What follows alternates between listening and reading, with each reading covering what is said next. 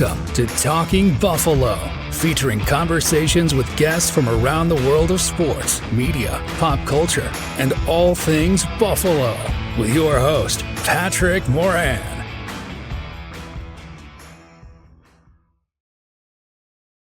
All right, what is going on, everybody? How you doing? Welcome to our Tuesday episode of Talking Buffalo, your weekday daily driver for Buffalo Sports Talk and more.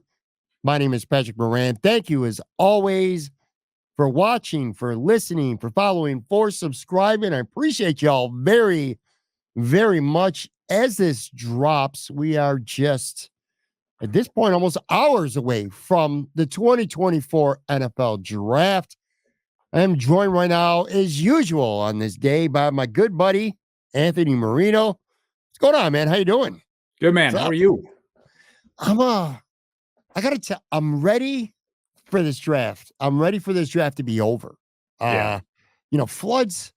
This is the week, especially. We're early in the week, so we're recording this. I always got to have my weekly preface when I have Anthony on. Well, at least most of the time, anyway. We're recording this Monday morning, so just in case any craziness happens throughout Monday, that's why we didn't cover it. So this is dropping on the video side late Monday night, podcast overnight into Tuesday morning. Again, just at that point, we're going to be 48, 50 or so hours away from start of this draft, and floods of mocks this week. Everybody's final mocks, the experts, the final thoughts, just all streaming through right now. Is just it's a lot. It's a lot to, we follow plenty of people locally, some nationally as well, and everybody's got their opinions, their mocks, their thoughts. It's just it's a whirlwind, man. It gets to be a lot to consume these final couple of days, ain't it? Well, and it's a lot of chatter. It's a culmination of it, right? Of everything that you've heard. And I mean, at the end of the day, right? Nobody knows. Like, you're trying to make an educated guess, trying to have an informed opinion on what you're putting out there. And I think that's fine. But yeah, to your point, like, let's go already. Well, I'll tell you what. So today's episode, we're going to have a little bit of fun, man. We're going to play, I don't want to say fantasy world, because I do think every bold prediction, and that's kind of like the theme today, bold Buffalo Bills and NFL draft predictions. I got some. I'm going to try to hit up Anthony for some, which, by the way, I don't know anything that you're thinking right now. So when you talk about what you're going to talk about, I'll be hearing about it, seeing it for the first time, just like everybody else who's consuming this podcast will be as well. But that's going to be the theme today. I think it's going to be fun. But everything I do say, I do believe can happen. I mean, some stuff might be bolder than others, but I think it's realistic. And I kind of gave you a little bit of an outline of what I'm thinking so that you could properly, have some time to think and react to it. But I got to tell you this. So before getting to my three bold predictions, I think I got three of them concerning the Buffalo Bills. I got to let you know, man, I'm starting last minute here to warm up to the ideal that Brian Thomas Jr., who, again, not on one of my three bold Bills scenarios here that we're going to talk about, maybe he should be, because I'm starting to warm up. Briefly before we started recording, Joe Biscaglia put out an article, and I only got a chance to skim through it because, again, we're recording this, so I'm going to dive in, but I know he talked about him, and I just feel like maybe he's in that range where top 10 is just too rich for Brandon Beane's blood for future picks, and maybe he's just not going to wait around. It just feels like that first, and maybe you get that Diggs second next year, and that's probably somebody that will land you. I don't know if you were planning on talking about him or not, so let's start off before we even get into these scenarios. How you feel right now about somebody like Brian Thomas Jr., perception-wise, probably someone who's going between pick 15 to like 21. You're stealing all my thunder, which is which is all good. No, and it's all good, and it's funny because like this weekend, it's one of those pieces, and kind of what I was saying before, right? Like, you're trying to make a formulated opinion to see, what it is you want, what it is that Brandon Beane is saying, what the team needs, and what's realistic out there. And, right. And I don't know if so now I'm jumping into what my bold prediction was, but just, you kind of put it out there. but it's like it is Brian Thomas Jr. And I say that as a bold prediction, and I realize there might be some people like, well, if he falls to 25 and you can add a fourth to go get him. No, his over under on the different sports books, FanDuel, DraftKings, is like 17 and a half, 16 and a half, right? And I think if you are going to get him, you have to get ahead of Jacksonville at 17. And I think for the Bills, the cost to get one of the first three is just going to be too much. I mean, it's going to be ridiculous. And you can say, even as great as these guys could be, that's just a lot to stomach. If it's 2 firsts, 2 seconds, a future third, I mean, that's a lot of draft capital for someone. Where Brian Thomas Jr., where I don't think it's like, okay, he's not in the realm with those first three. He's probably clearly number 4. And then there's a drop off after him. Yeah.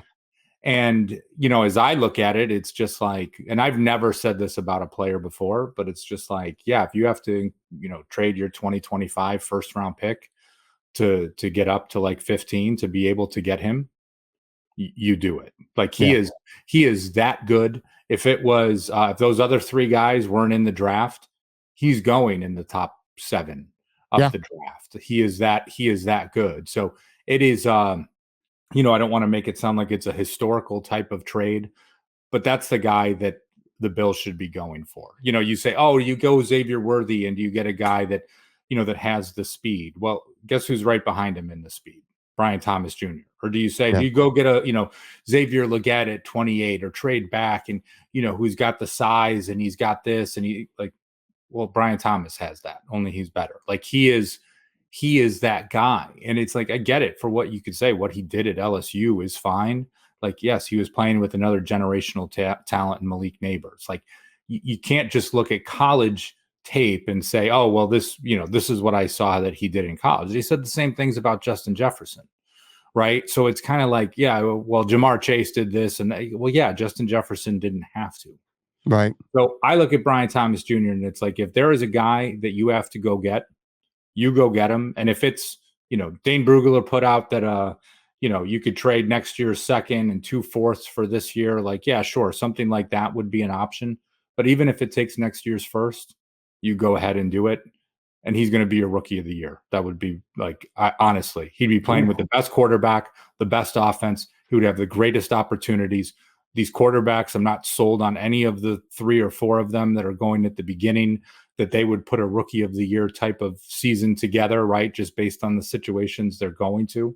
So yeah, that's my guy. Like, go get him. I like it. I like the hot take, dude. I'll tell you what about Brian Thomas Jr. So I would say this, the 3 receivers, the top 3, they're entrenched. That's tier 1. I feel like Brian Thomas Jr. is in tier 2 by himself.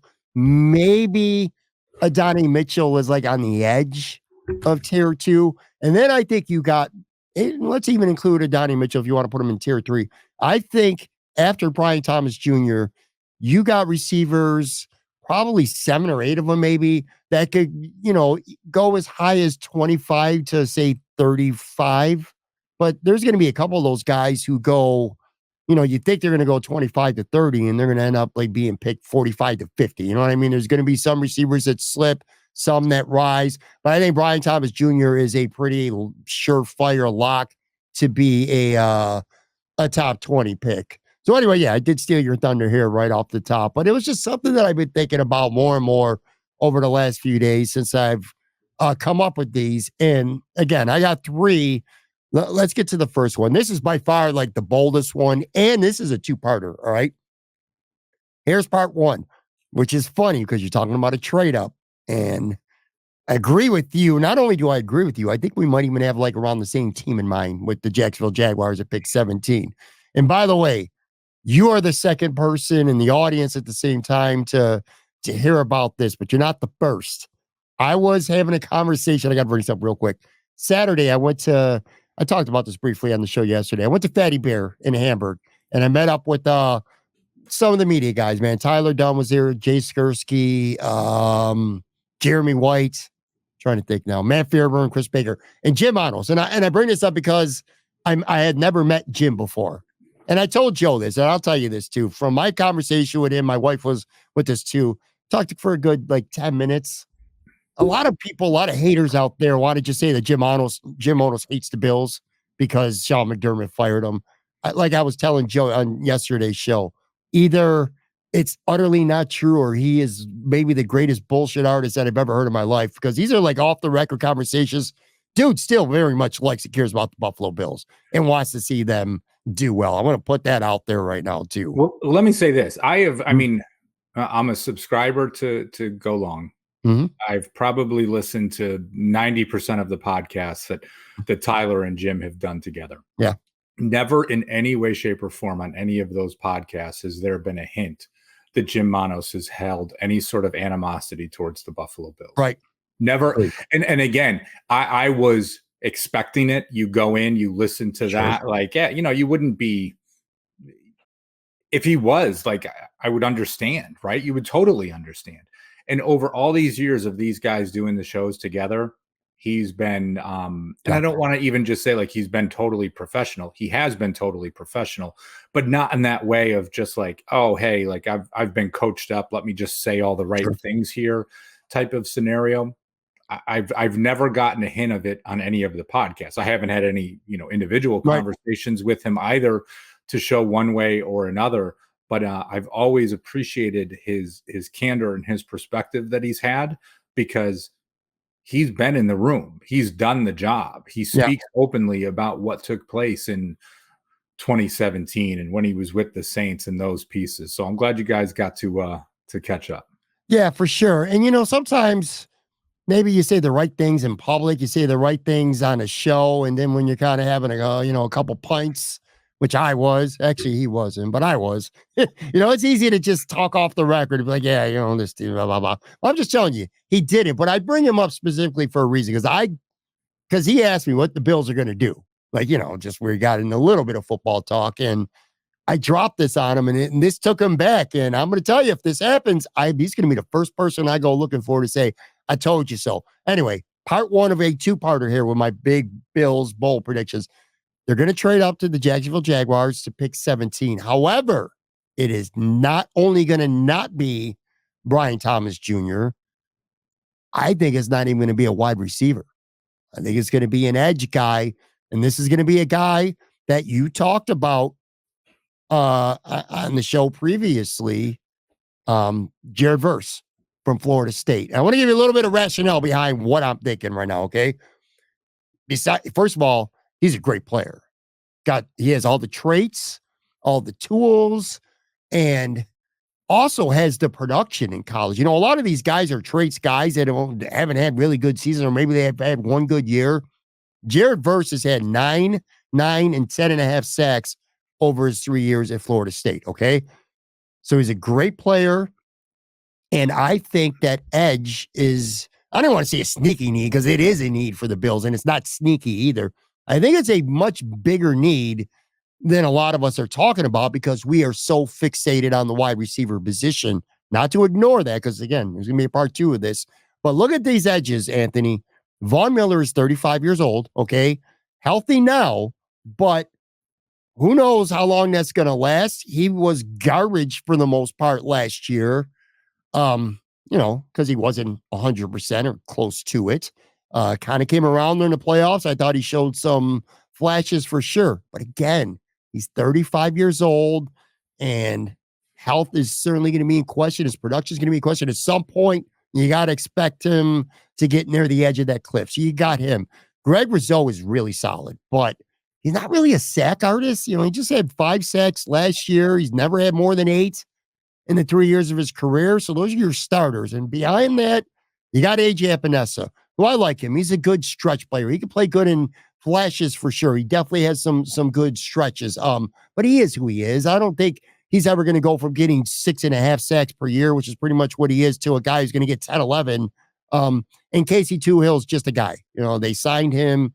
I guess maybe he's your Shaq Lawson for this year. He'll do a couple things, but not much to count on. So if any of those guys, those top 3, any of them go down at all, the Bills all of a sudden become razor thin at edge. And there's no way Verse or Leate Latu are sniffing 28 for the Bills. That's not going to happen. So the trade is, and I copied Dane Brugler. You mentioned him, the exact trade, but he had him going for Brian Thomas. You do as well. Same trade.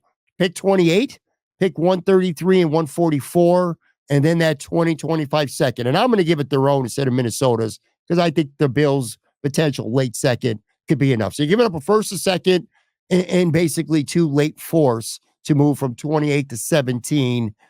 And I think it's going to be for Jared Verse. And I'm going to tell you, if there's a big trade up, flip a coin because it's going to be Brian Thomas Jr. But I got a reasonable amount of confidence that it might be edge and not wide receiver. So what's your thoughts on that? Okay, we'll go there.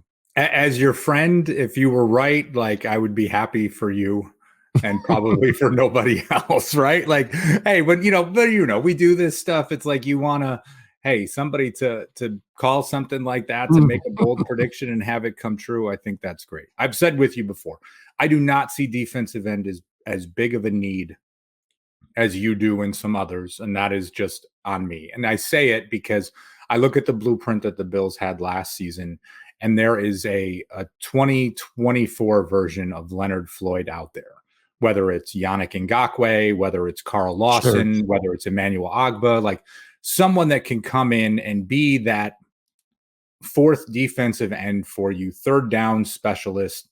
I mean, hey, if they get somewhere between 7 and 10 sacks on the season, they've done their job, and you kind of give them that 1 year, $8 to $10 million type of contract.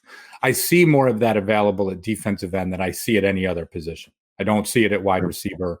I don't necessarily see it at defensive tackle. I mean, unless you're talking like a Calais Campbell, who's, I don't know, is he like 40 years old yet this season? The guy's a absolute just machine, right? I mean, can continue to play at a high level. I love Jared Verse. I think as a player, I just don't know if it's that type of capital to trade up to get a defensive end, right? Sure. It's a class that is it's weak relative to other things that are there, and and I get this part too. Like, yeah, I mean, maybe he's playing like 40% of the snaps, right? Like, I get what you're saying with Von Miller and other pieces and where it can go. I love the player. I just don't love it for a trade up. I mean, for that type of a trade up. If it's, hey, he falls to 25 and it's just like the wide receivers are thin, or there's enough depth that, to your point, hey, we can get somebody at, the mid 50s, do a minor trade up there, and you want to go get Jared Verse, I'm good for it. If you're talking moving up 11 picks, I'd scratch my head a little bit. I mean, listen, if he's out there on Sundays, sacking Aaron Rodgers and Tua Tagovailoa, like I will be the first one pumping a fist for him. But that one was a little tough for me to get behind it when I first read it. So. I get it. Trust me. I understand. And look, you make great points about the position. You make great points about there's definitely, well, no, I won't say definitely, because Leonard Floyd had 10.5 sacks last year. But there's types like him that will be available for sure on June 1st. My thought process is it's this. I feel like you can only do that for so long. You got to get more new blood in here. And one thing that we have talked about previously on this show too, which I think, I just talked about Von Miller, 35 years old. Maybe he's still got another year of even semi-magic left where he can approach maybe Leonard Floyd type production this year. But he's closer to the end than the beginning for sure. Totally. And one thing we talked about previously is his ability. One of the things perception-wise anyway, and I certainly believe it, that he's great at is helping to mentor young edge rushers, young defensive linemen. So to be able to get a guy, and even if you got to trade up for him, obviously, because you're not going to get him at 28 or anything close to it. I'm telling you that right now. But you get a guy who could work with Von Miller for a year and learn the craft. I think going forward, that would be a great reason to do something like that. And plus, again, because you're thinking, well, he's not talking wide receiver. I said this was a two-parter. So that was only part one. So you just gave up, in my crazy bold prediction, you gave up 28, obviously. You gave up next year's number 2, and then 128 and 144. But here's part 2, okay? The Bills trade, not for a pick, but they trade for Brandon Aiyuk from the San Francisco 49ers. Now, this may not happen on draft day, This may not. Now, I talked briefly to Greg Thompson, which, by the way, shout out, cheap plug here. Yeah, Greg Thompson going to be live tonight at Sunny Reds here, by tonight meaning Tuesday night. So I'm going to talk to him about this financially at Sunny Reds here on Tuesday night. But he says that it could work, but it would be hard to do now, but obviously after June 1st. So anyway, may not happen on the draft day. Maybe it doesn't happen on June 1st, but, Bills fans are going to lose their shit if, the Bills trade up for a defensive end and they don't really come away with any significant receiver this draft. But I'm giving up my first round pick in 2025 for Brandon Aiyuk. And I'll tell you why. He's a guy, 75 catches, 1,342 yards, 7 touchdowns last year. 78 catches, a little over 1,000 yards, 8 touchdowns a year before. Those are big numbers for a guy that had to share the football with Deebo Samuel and Christian McCaffrey, George Kittle, some others. He's got 269 catches for close to 4,000 yards. He's averaging over 14.5 yards per catch, 25 touchdowns in his first 4 years. I looked it up. He lines up all over the field. He played 360 snaps wide last year, 113 in the slot. Sounds like kind of Stefon Diggs to me.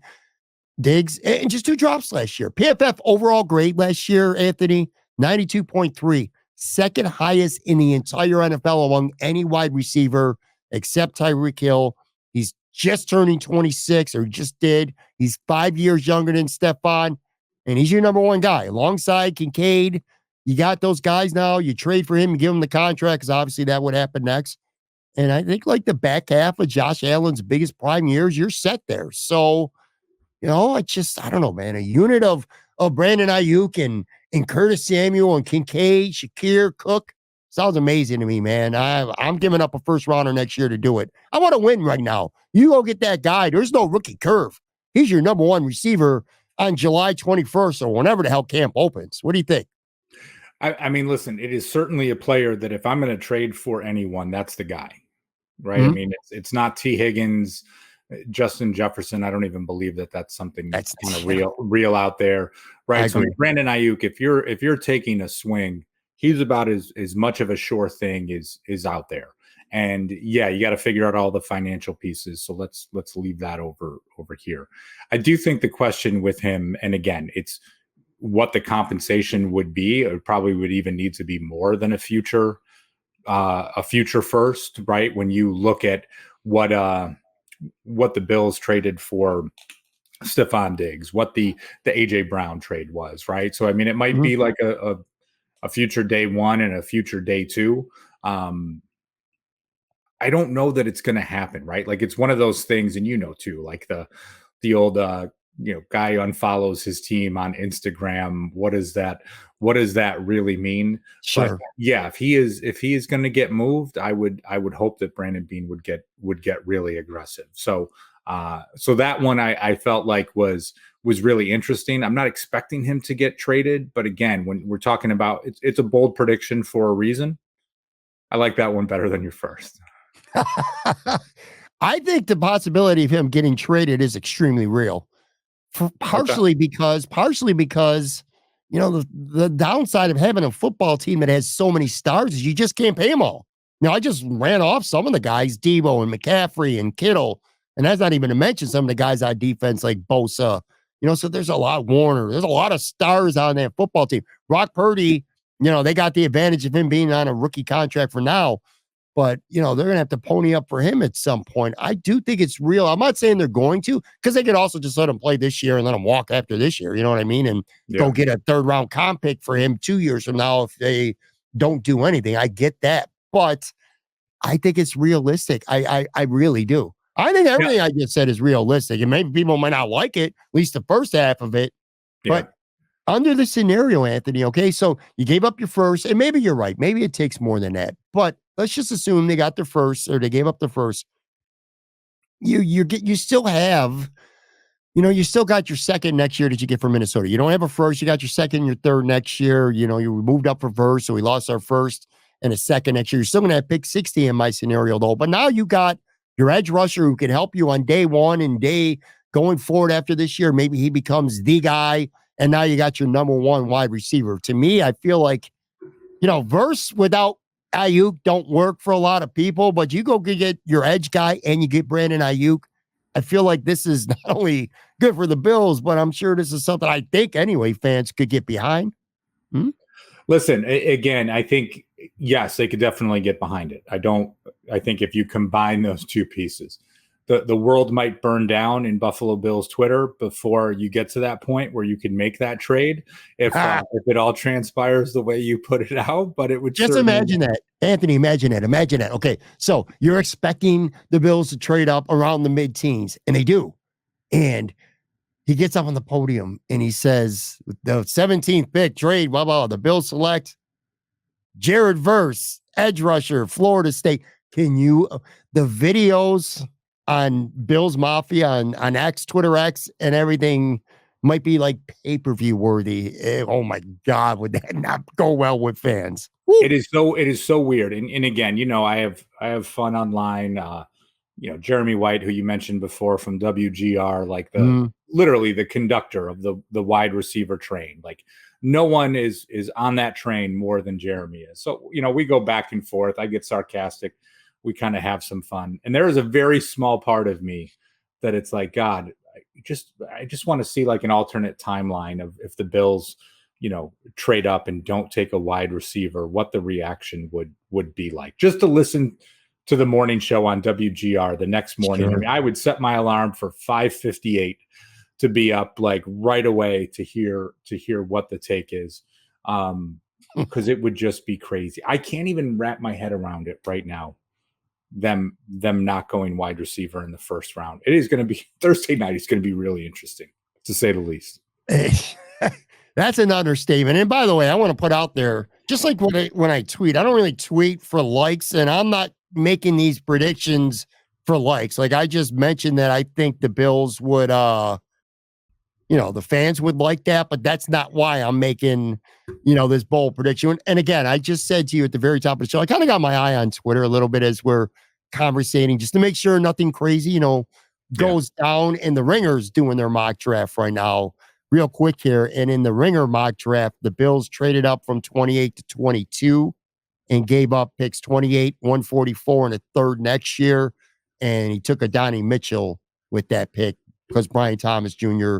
was off the board. So just wanted to throw that out there real quick before we take a quick break too, because I got a couple more bold predictions and I know you got some as well.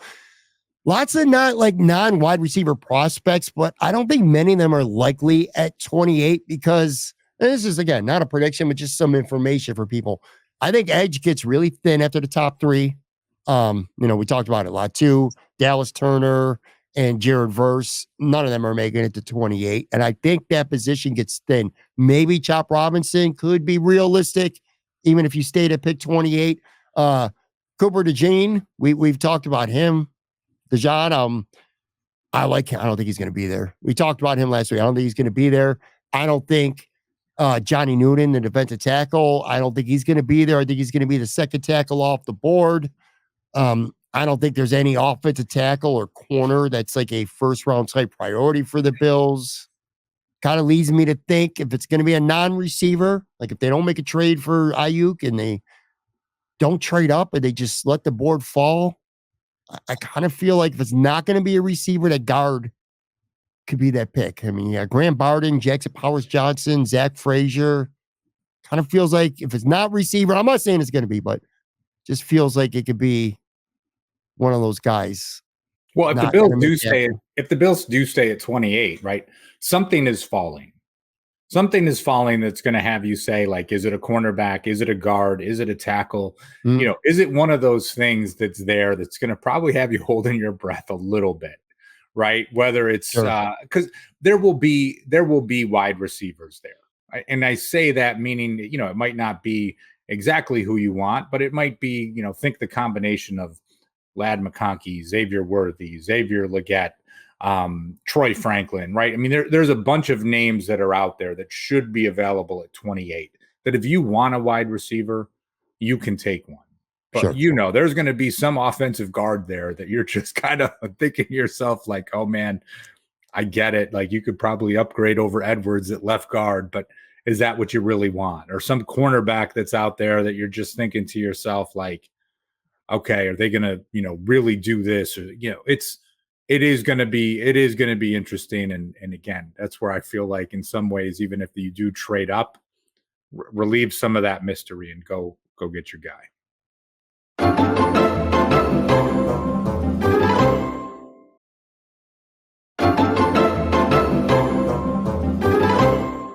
All right, back with Anthony Marino. We are going over some bold Buffalo Bills draft predictions. All right, the first one, I still feel in my heart that it could happen than I said, but it does feel a bit fantasy-ish. I'll admit that. This one, to me, a little less bold, but still kind of bold, my second prediction. And again, this is a two-parter. So I would say the Bills are going to take, again, much of the chagrin of a lot of people, they're going to take either that interior offensive lineman who could be potentially a day one, not potentially. I think if you take a guard in round one, he's your starter. I think they could take one, or Chop Robinson. So I'm going to kind of play both sides of the fence here. I don't want Chop Robinson, by the way. I've gotten cold on him. I don't trust a guy in the first round that's had four sacks and like basically he's a pure trait guy. You know what I mean? Like you're drafting him potentially on potential. That's what you're doing if you go get him in the first round. Whereas a guard, man, that could be your day one guy. Maybe eventually move to center. I kind of got that Creed Humphrey fear right now. Like the Bills are going to pass on maybe the next Creed Humphrey type player to go get the fifth or sixth receiver in the first round. So I'm going to say that I think it's very realistic. In fact, a bold prediction, the Bills take a guard. I'm not going to say which one. It's going to be one of those three guys. But here's the caveat, Anthony. The Bills in round 2 are going to get a receiver, and they're not going to stay at pick 60 to do it. They're going to move not just up, but they're going to move way up. You give up pick 60, and that you take that Diggs pick from last year or your own second, and if you go by the draft value chart, that gets you all the way up to early in the second round, like the mid 30s. So I'll say Zach Frazier, round 1. Ugh, don't like that. But they come up round 2. I'm going to go Chargers, pick 37. You give up 60 in next year's second. And you got Troy Franklin. You got Jalen Polk.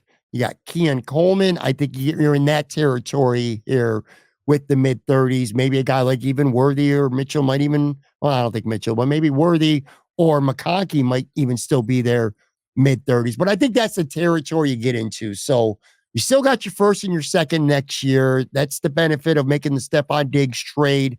You come away with a day one guard and you move up in round 2 for that receiver because maybe the Bills know they need a receiver, but maybe they're thinking, I don't need a quote unquote true bona fide number 1. And I like Jalen Polk a lot, by the way. So that's my second bold prediction. Guard, come back, trade up round 2, wide receiver.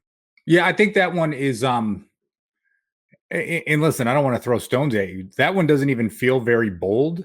To me, it feels like almost kind of realistic. And, I think when you talk about that, them going an interior offensive lineman at 28, we could definitely see that. I feel like it's a little bit of an overlooked piece with the changes they made this year. I mean, if they held on to Mitch Morris, we're probably laughing at that suggestion. But for right now, it's just like, yeah, let's see what happens here, right? You might need a little bit more of that succession plan that comes about. And, and maybe you're not just sold that Connor McGovern is actually moving to center. The only part that has me sticking with him being at center was when he was on the Eric Wood podcast. And I mean, Connor McGovern was talking as if I am the starting center next year. Like it wasn't just like him, and he wasn't talking being like cocky or bragging or anything along those lines. It was, kind of implied that there was a conversation that took place and this was a move that was going to happen going forward. So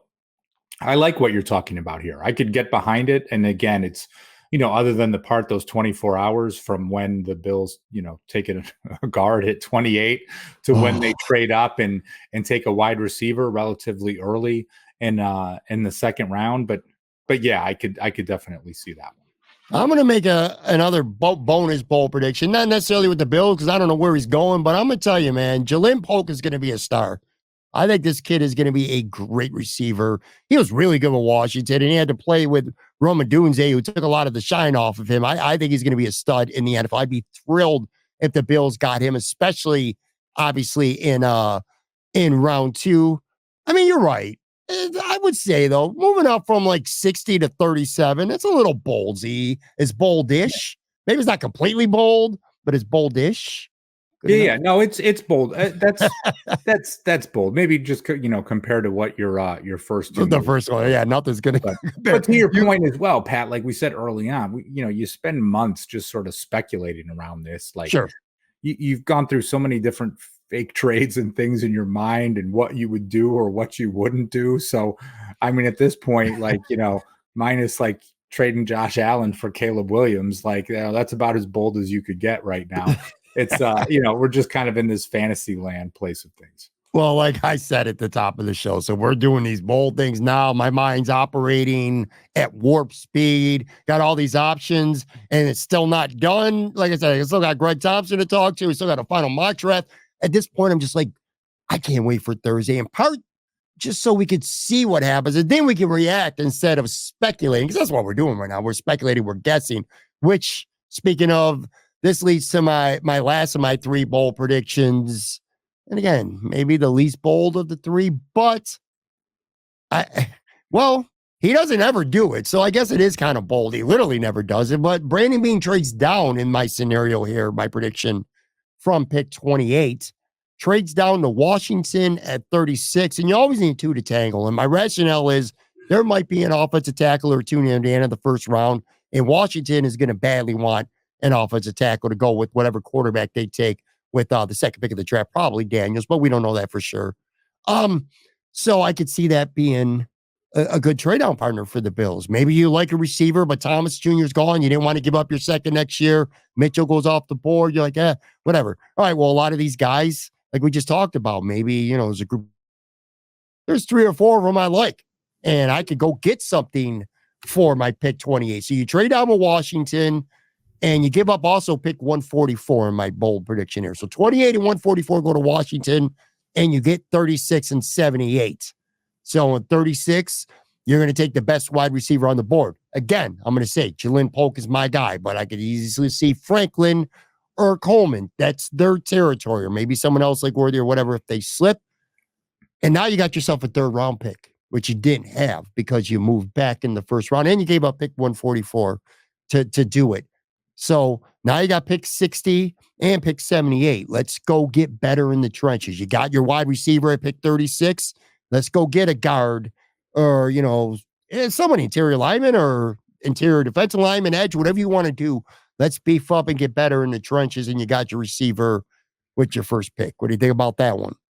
Yeah, well, Brandon Beane spoke earlier this week and talked about the 2023 draft. And if things didn't work out with Dalton Kincaid, that he had an offer that he liked to move back. Right? Yeah, he did say a first at least in the first round, right? The only other time I kind of recall him trading back early was when they selected James Cook, and they did 2 minor trade backs before selecting him. So, he doesn't really have the reputation for it.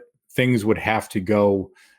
When I say horribly wrong, I don't say that to be like dramatic, but just like for what he would be planning for, it would really not have to come together, right? Of just like, none of the trade up scenarios are there. And by the time you get to 28, things just didn't fall the way that you wanted to, right? I mean, he even said the other day, he doesn't have 28 first round grades on players. And I'm always curious with that too, right? Like, how honest do you think he's being when he says that? But like if you're a team like the Bills, like do you include any of the quarterbacks on your board when you're doing that? So is like, do you not have 28, but you don't include Jaden Daniels and Caleb Williams and Drake May, JJ McCarthy, because there's 0% chance that you're taking one of those guys. So I always take that with a little bit of a grain of salt, but it is interesting to say, like, again, if they don't have their heart set on someone, are they willing to do that? It would be really interesting. My gosh, you talk about an interesting 24 hours of being a Buffalo Bills fan. If they trade out of the first round to early into the second, of just like, who's there? Do they make another minor move up? to get a little bit closer to, to target their guy or what. That would be bananas. Like, you want to talk about a day of speculation and who is out there and looking at all of these things.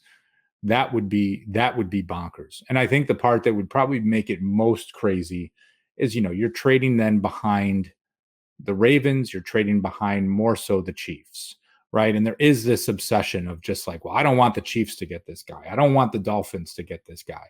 And it's a little bit of, controlling the controllables, but for at least right now, it's like, well, you're scheduled to pick in front of the Chiefs. For you to drop behind them, that would I'll be honest, that I would like hate that 24-hour period. Right. It would be horrible. Like, it would be a move that would totally make sense for what you just said. Like, hey, and then who you can get at pick 74 or whatever it is, like that could be great. But oh my gosh, like that would be the second guessing that would take place for that period of time. That would be nuts. Oh my God. People who have waited forever for this draft, and then the Bills don't even make a pick on Thursday. I think this is what I think, and I'm pretty sure you agree with that. I think the $64,000 question, that's funny. That's a saying as old as time, the $64,000 question, which back in those days, that was a lot of money. And nowadays, that ain't shit anymore. But anyway, the $64,000 question is, how important is it to the Buffalo Bills to go get? It's important to go get a receiver. We all know they're going to get a receiver. But is it, man, we might move up in the first round to get it. We might use a first round pick, or we might not take one until day 2. That's the mystery. That's what we don't know. How much they're definitely going to get a young body in the room, but we don't know how much of a priority, how much of a bigger priority is wide receiver than guard or a versatile defensive back or an edge guy. That's what we don't know. That's what makes this draft so fascinating. I feel like if they didn't trade Stefon Diggs, I'm not sure that we would be losing our minds if the Bills didn't come away with a receiver with wherever their first pick ends up being. But now that they don't have Diggs, kind of feels like it needs to be that. You kind of feel that way? It has to be. Yeah. I mean, you lost Stefon Diggs. Like, sure. I mean, he's a Pro Bowl, All-Pro, 100 receptions, alpha on your team. Mm-hmm. People can talk about the statistics all they want. We have for weeks on end, but like, if you are on the field, like, you have to know what Stefon Diggs is, and you have to game plan for him. And it is just, that hole is now on your roster. And I'm a big fan of Curtis Samuel and what he can bring to the team and filling a void, and, between rushes and carries, getting, I don't know, over 100 touches this year, right? Maybe 70 catches, 35, 40 rushes. That's cool. Do I look at Dalton Kincaid as someone that can push 90 plus receptions this year? Absolutely. And I like Khalil Shakir and what he can be. Sure. But you need to get someone, and no one's going to step in and replace Diggs, right? Unless you do like the Brandon Aiyuk trade. You're getting someone in that you hope has the potential to be that good in the future. It's just, if they go get Brandon Aiyuk, I think, not that I give a shit, nor do you, I'm sure, about the national perception of this football team. But if they were to go get Brandon Aiyuk, I think the national perception of this team changes in a blink of an eye. And if your name's not Nick Wright, you're going to have the Bills right back up, and people will be talking. And I don't think they're going to be wrong, by the way. It's not hyperbole whatsoever. If they go get Brandon Aiyuk, that offense, you're going to say is going to be better than it was last year. You're going to say that Brandon Aiyuk is better than the 31-year-old version of Stefon Diggs. And I would believe that, because not only do you get a legitimate number one receiver who's young on this football team, but I firmly believe that Dalton Kincaid and Khalil Shakir are ascending. And now Joe Brady's got an entire offseason. We kind of took over midseason. He knows what these guys are. He knows what they could do. He's going to scheme and create game plans in part around these guys with an entire offseason to put that together now, with not to mention Curtis Samuel. God, I want that to happen. Now, I want Brandon Aiyuk. I'm convincing myself right here live on the show. I really want him. Don't know that they're going to get him, but I would. I'll tell you this.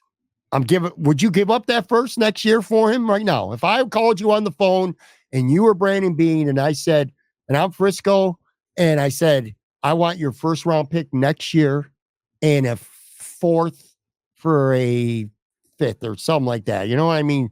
Are you doing it at the end of the day? Yes or no? Oh, absolutely. But I also think there's probably like 10 other teams that would do it as well. Sure. So that's the part that to me, just then where I'm like, right. It's borderline fantasy. I think it's real enough, but it's kind of borderline fantasy. And those are my 3 bold predictions, by the way. So my first one, again, the crazy shit one is you trade up, but you trade up for Jared Verse and you trade for Brandon Aiyuk.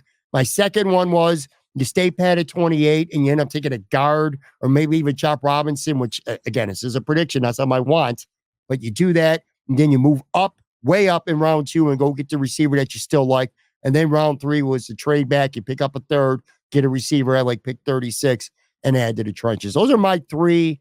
You got any chambers left in the gun or did I make you empty it out on Brian Thomas Jr.? No, I got some others. So one, Brian Thomas Jr. is the one that, again, that first one we talked about earlier in the show that I look at. It's just like, okay, that's bold enough, right? That's bigger than just hey, we're trading a 4th round pick to move up. This is a big move for the Buffalo Bills. I do, and this one is, I'm not saying I want it to happen, but I think if they're going to make the Julio Jones type of trade, the team that they're going to make it with is the New York Giants. And I say that because obviously the relationship between Joe Shane and Brandon Beane, I look at it and think to myself, okay, if I am the Giants, like, I'm really not competing for this year. I know that's hard to say. I'm not saying that they're in tank mode, but they do give me the look and feel a bit of like the 2017 Buffalo Bills, right? Of just like, we're just not good enough as we are right now. So if there's a team that the Bills are going to trade up with to say, we're going to go get Rome Odunze, we're going to get Marvin Harrison Jr., or we're going to get Malik Neighbors, that's the one. And it is because the Giants can be that team to say, yeah, we don't want to go from 6 to 28, but let's stockpile as many assets as we possibly can in 2025 because Daniel Jones is not the guy. And we know that. And we're also don't have the ammunition to get in front of anybody this year to get one of these quarterbacks that are there. So to me, it's like, if we can talk about the Bears, or you can say, could you trade up with Atlanta or this and that? But I think based on the relationship that those two guys have, if there's going to be a real genuine, can we get up and do this? That's the team to keep an eye on. And I think that, again, the Giants would have the motivation to stockpile assets so they have whatever they need in 2025 to make a move to get the quarterback that they want. Trade-wise, Julio Jones, I looked this actually up and I kind of remember it now. It was 2 firsts, a second, and a 4th. So if you're wondering, like, approximately what it would cost, so just 28 and another pick this year, let's just say the first, 4th, which I believe is like around 128. Then you're talking next year's first, and you're talking a second, which they got 2 for next year. That's not crazy. It's bold as shit, but it's not that crazy because if you go get that guy and you really, you better love Neighbors or Rome Odunze, either or, whichever one. And I think at 6, well, there's certainly. I think it would cost you 60 instead of next year's second. Probably. You know what I mean? So it would be Okay. It would be 28, 60 next year's one of your 4th round picks, next year's first, and maybe even something else, which is a ton. But it is, if you're making the move, that's the team to make it with. And because maybe your buddy Shane gives you a tad bit of a discount, right? Of just like, we're going to do this with someone. I at least know that you're somebody that's, not going to screw me over here. You're probably at pick 6 in your scenario. you're probably, you got your pick between Neighbors and Odunze, whichever guy you like more, because I think Harrison will be the first, and you're going to have 4 quarterbacks go probably in the first 4 picks. So you're going to get one of those 2 guys. Financially, you got a guy for 5 years locked up. You can always tag him in that 6th year. You got to say, Josh is going to his 7th year. By the time that guy's done with his contract, Josh is going to be a 13-year-old dude. Like, his best days are going to be behind him. So now you just got yourself a bona fide number 1 receiver for the rest of Josh Allen's, at least most of his prime, I should say, at least anyway. Bold as hell. I love it. Man, that would take some kahunas from Brandon Beane to do it, but man, that would be fun. Well, and you know what? In that scenario, or the one with Brian Thomas Jr., it's like, again, the Bills should have some cap space next year to make some moves, right? Very different than this year and the year before, where things were much more modest. So it makes it easier to trade away 2025 premier draft capital, because you can look at things. One, you got the Minnesota 2nd round pick from the Stefon Diggs trade, but you have cap space where it's just like, yeah, you'll be able to do some stuff. Sure. I got 2 others for you. I mean, one, again, I don't think is all that bold. There's 0% chance the Bills pick at number 28.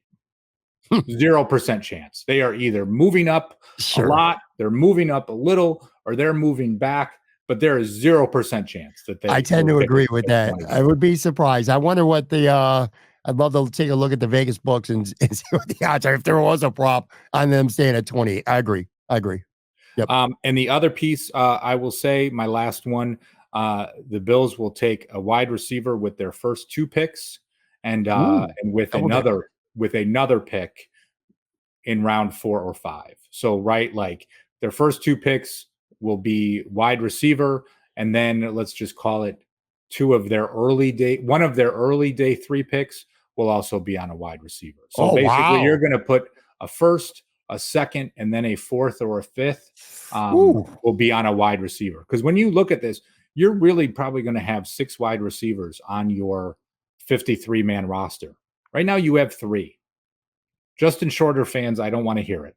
No. Right? Like, so you basically are going to have 3 wide receivers that you need to add, unless they look to bring in some sort of a veteran. I don't know. So to me, that would be bold if they were, not just a double dip in the first and the second, but then with one of their early day 3 picks. I think a double dip period, especially if it's the first 2 picks being receivers, that in itself is really bold. Man, I could just see Sean McDermott getting some anxiety thinking about having to use not just his first, but his first and his second pick both on receivers while his defensive line goes untreated. Woo! That would be look, I mean, it's not out of the realm, that's for sure, that they come away with 3 receivers in some order of this draft.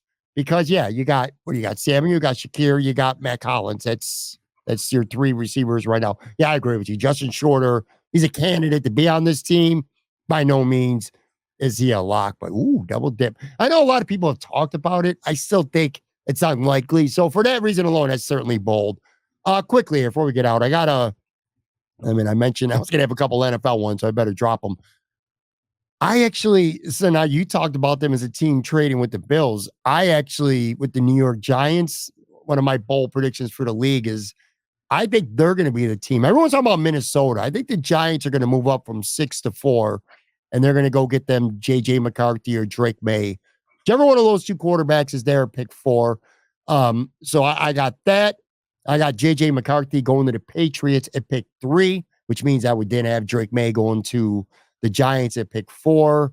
Cooper DeJean, I think he's going to be a top 20 pick. I think he's going to be gone before pick 20 or by pick 20. I think the Chiefs, and I'm just running through these here, the Chiefs are going to end up with either Xavier Worthy or Donnie Mitchell. One of those Texas receivers is going to be a Kansas City Chief. 8, I got 8 of the top 40 picks this year being wide receivers. So that's 20% of the first 40 picks are going to be wide receivers. And they got him a bonus. Little semi-bold Bills prediction here. Audric Estime, the running back from Notre Dame, if he's there in round 4, the Bills are taking him. I think he would be the perfect fit. The heir apparent to Latavius Murray with potential to be significantly more than just what Latavius Murray was last year for the Bills. So those are my league ones. You got any league stuff that you're thinking about cooking here? Yeah. So, I mean, well, one, I talked about the Giants, right? And I think, again, whether it's with the Bills for them to get one of the premier wide receivers, the Giants are that team I'm looking at to say, like, do they kind of punt on this year, right? Again, sort of stockpile the assets because they realize Daniel Jones isn't the guy, but you're kind of stuck with his contract this year and just, hit that reset.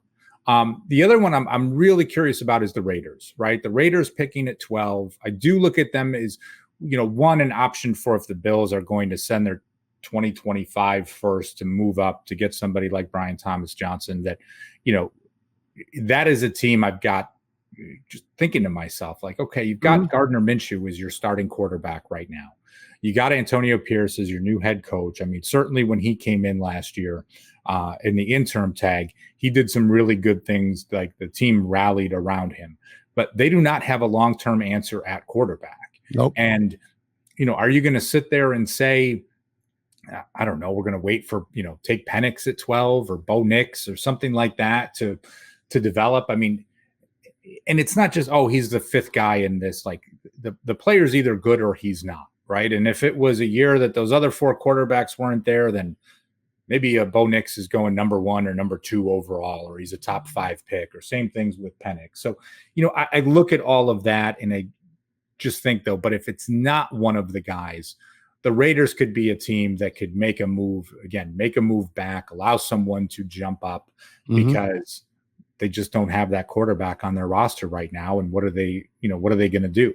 Sure. So that's a team I keep an eye on. Of course, the Rams being there at 19. I mean, this right now is the first time they're going to have a first round pick, I think, since like 1987, with all the moves that they've made in the past. So just what they're going to do, it makes them very unpredictable because there hasn't been anything that you've been able to tell, like, what their draft tendencies are in the first round. So, just a couple of those teams that I think will be fun to really keep an eye on. And you mentioned the Patriots, like, I don't know, like, God, are they really going to like one of these quarterbacks? Because if they don't, do they look at it and say, hey, you know what, we'll take a Marvin Harrison Jr. because this guy is just phenomenal. He's too good of a talent. If we don't like one of these quarterbacks, it's like, well, you don't take one just to take one. And I know that sounds weird and people would be like, my gosh, you've been in this position, but it's like, if you don't think he's the guy, then you don't take him. You just don't do it. I mean, maybe you trade back and get a bevy of picks from Minnesota or someone else, but the Marvin Harrison Jr. piece being a generational talent, that makes it interesting here. Great point about the quarterback. And I'll tell you, man, there's been a lot of quarterbacks that have went really high in recent drafts that have just flamed out. Zach Wilson, Matt Jones was not a top 5 pick, but still, he was a mid first round pick. Mitch Trubisky, of course, with the Bears not all that long ago. So sure, if you don't want a quarterback, Trey Lance, yeah, exactly. 3rd pick, they moved heaven and earth to get him as well. So sure, but if you do like the quarterback, you got to take him because you can never count on being in the top 3 to 4. When it comes to a draft. Like the Raiders' point too, moving back, they also could be really aggressive and say, all right, well, we do love Drake May and we want to go from 12. We want to try to get up to 4 because who knows? We expect to be picking better than 12 going forward. So maybe this is the year that they do it as well. My final thought here, as it pertains to the Bills, is, we're sitting here, we're talking about bold predictions. My actual prediction is similar to what your last kind of bold prediction was, one of them, where there's 0 chance to stay at 28. I do think the Bills ultimately, if my life depended on being right and not being bold whatsoever or trying to overanalyze and think, I say the Bills move up, but they only move up a couple spots. Like they move somewhere maybe 24, 25, where it would only cost them maybe a 4th or maybe a 3rd next year for a 4th, something like that. You get my point. A small to moderate move up because there's a receiver. It's a Donnie Mitchell. It's Xavier Worthy. It's whoever it is. I'm not going to speculate. Whoever, Xavier Legette. I love Xavier Legette. We didn't even talk about him today. But anyway, at the end of the day, that would be like my actual prediction. I think the Bills are going to move up a couple spots and secure the receiver that they like. They don't want to take a chance of, you can't just look at who's picking 25, 26, 27. You got to look at Baltimore and Kansas City behind you that might jump you to go get a guy. So they did it last year with Kincaid. I think this year they do the same thing and they get whatever receiver it's going to be. That's my final thought. What's yours? What do you got? Again, I look at it. I think that's realistic. Mm-hmm. I'm just going to say, like, I do think they're going to make a big swing. I'm just going to say it. I think the way that Brandon Beane was talking the other day and saying, I want to go to bed Thursday night, knowing that I got the guy that I want. Conversation that he had earlier when he said, like, well, yeah, sure, I don't want to trade away a future first, but I'll consider that. I'm paraphrasing here, but it wasn't like not that you would expect him to shut the door on something, but he's pretty open as far as GMs come, right? Like he'll put some crumbs out there. So I'll just say the Bills are going to trade up for one of the top 4 wide receivers. Okay. That'll be, and that's pretty bold, but like I have it in my head right now. I could tell you believe it too. You're not just being bold to be bold. You're being bold, but you believe what you're saying. And there's a big difference between that and say mine, where they trade up for Jared Verse and Brandon Aiyuk. That's being bold to be bold, but I don't really believe that. If I'm being completely honest, I want to believe it, but I don't. You believe what you're saying. That's the difference between your bold and my bold right now. Interesting. I'll tell you what, next week will be interesting. No matter what the Bills do, I'm sure we're going to have plenty to talk about on the show next week. That's if I don't beg you to stay up way past your bedtime on Thursday night and maybe jump on, because I'll tell you, if things go weird and man, you kind of keep me like that level-headed a little bit when I'm on the show with you, whereas Joe might just cause me chaos to fly off the deep end even more if things don't go the way I want them to go with the Bills. See how that plays out. But thanks as always, man. It's always good having you on the show. This was fun. I look forward to clipping a couple of these maybe and going back a week or so from now and seeing if we hit on any of these. But always a good time having you on, man. Always a pleasure, man. Thanks, Pat. All right, and I will be back, like I said here, depending on when you're listening to this, Tuesday night live, Sunny Reds in Lackawanna. Greg Thompson from Cover One's going to join me, streaming that live at 8 p.m. If you happen to be in the area, stop up. If not, talk to you tomorrow.